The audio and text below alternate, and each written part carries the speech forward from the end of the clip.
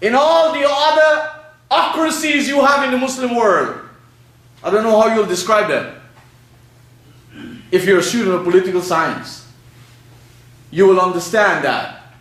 So everybody is vying for somebody's.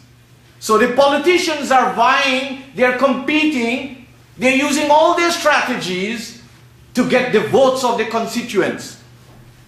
Those who run the economy and the big economic players in society are trying to get what? They're trying to get our gold and our silver and our dollars and our rupees. So they're always bombarding us with advertisement. They're always making it as fanciful as Jannat-like. Even the people who are selling medicines, natural medicine or whatever medicine, you hear the new technology, Sunnah approved. Those who want to get your money in economic and in business, they say Sunnah approved loans, Sharia approved mortgage.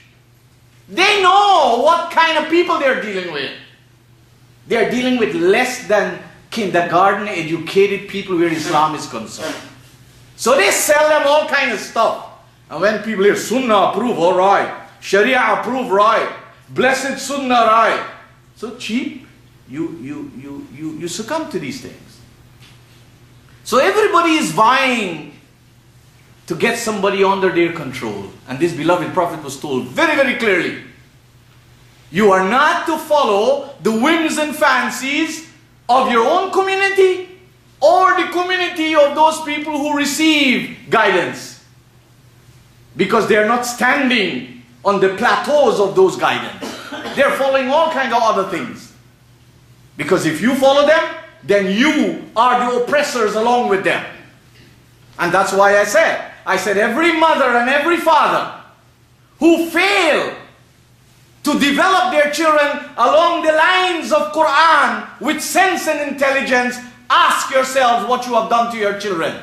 There is still time. You can still change that. But if parents are unwilling to change, you could imagine the situation in the home could be very bleak and dark.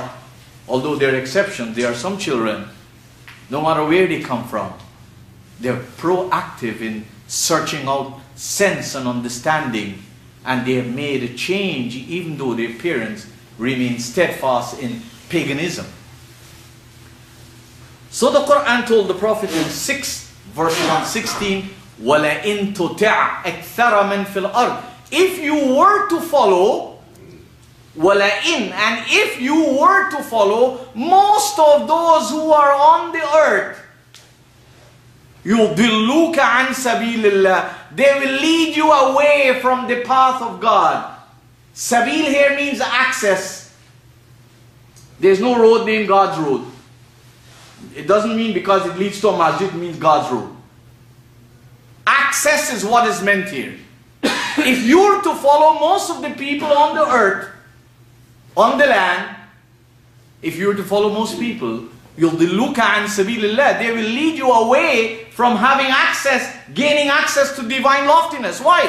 إِن يَتَّبِعُونَ إِلَّا الظَّنَّ, because they don't follow anything more than conjecture, than guesses. This is not me, this is the Quran. Get any Arabic dictionary and lexicon and sit with a clean heart and an open mind and review what I'm saying. وَإِنْهُمْ إِلَّا يَخْرُسُونَ. Not only do they follow conjecture and baseless ideas, إِن يَتَّبِعُونَ إِلَّا الظَّنَّ وَإِنْهُمْ إِلَّا يَخْرُسُونَ. And يَخْرُسُونَ means they make up these things.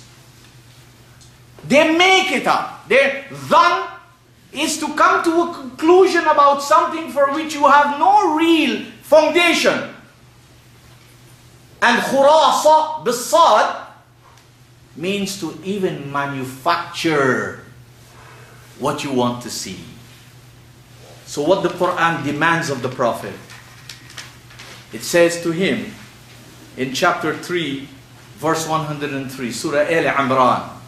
وَاعْتَصِمُوا بِحَبْلِ اللَّهِ. Hold on to the habl of Allah. Now many of our translators translate this to mean what? Rope of Allah. And I'm sure they must have got a lot of people in confusion. Because you want to know which is the rope of Allah. Is it a nylon rope? Is it made from jute bag? What is it made from? Because you and I were glad to hold on the rope. But this is not what is meant here. There is no rope of Allah. It's an expression of language. وَاعْتَصِمُوا. اعتصام means to hold on with your life. It doesn't mean just to hold on. It doesn't mean imsik. اعتصم means to hold on as your life depends on it. وَاعْتَصِمُوا بِحَبْلِ اللَّهِ. And this verb here, habila and habala, it means that which will enrich you, that which will enrich you, and that which will keep you connected. So it's two things going to happen. Hold on to your relationship with Allah, and that relationship is His guidance. Hold on to that in such a way that it enriches you, it impregnates you as an expression of language. You become full with divine commitments, and it enables you that you cannot be separated. So, وَاعْتَصِمُوا بِحَبْلِ. This is the message the Prophet told the community. He didn't say to them, go to some magician, go to some soothsayer, go to somebody when you got a problem. What he said? وَاعْتَصِمُوا بِحَبْلِ اللَّهِ جَمِيعًا وَلَا تَفَرَّقُوا. And don't split up. He further told them that وَلَا تَكُونُوا كَالَّذِينَ تَفَرَّقُوا وَاخْتَلَفُوا مِنْ بَعْدِ مَا جَاءَهُمُ الْبَيِّنَاتِ. He said to them, advising them, cautioning them, informing them, and do not become like those people who have split themselves into different groups and sects and schisms and differed. You ask yourselves, if we follow this prophet with this verse of the Qur'an, haven't we divided ourselves? Haven't we split up ourselves? Haven't we, I don't know. But I can tell you, and you can verify that with anybody, some of the textbooks that are prescribed in the Islamic universities for undergraduate and postgraduate, when you pick them up and read, the books of fiqh, for example, it starts like that. اختلف العلماء على السبع اختلف العلماء على العشرة اختلف العلماء على. They're always differing. This is how they present it. You understand? This, how do you present these kinds of ikhtilaf, and they are not the ikhtilaf that one